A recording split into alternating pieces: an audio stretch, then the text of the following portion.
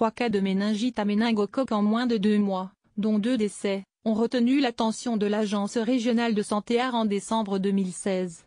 Les victimes ne se connaissaient pas, ce qui laisse supposer que la transmission salivaire de ce germe, très fragile, se faisait via des porteurs sains, des personnes infectées qui ne développent aucun symptôme. Nous avions 2 cas de méningite avec le méningocoque W, relate Jean-François Daudet, responsable prévention et promotion de la santé à l'ARS de Bourgogne-Franche-Comté. Un 3e cas est apparu en décembre. C'est ce qui nous a fait réagir, lorsque c'est devenu un problème épidémiologique. Il existe un vaccin pour cette souche.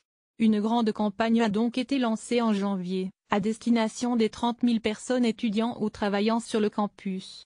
Il y a toujours cette peur. La campagne s'est déployée en 3 temps. Il était important de bien cerner les points où l'on avait eu les premiers cas de méningite. C'était, dans le cas présent, le centre de gestion dans la fac économique. C'est ici que le germe était vraisemblablement le plus important dans la population. Ensuite, il y a eu la fac de droit qui est à proximité.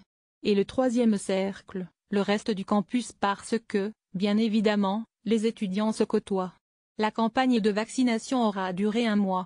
On a toujours cette peur, souligne le médecin, lorsqu'on fait des campagnes de ce type, de voir apparaître le cas supplémentaire.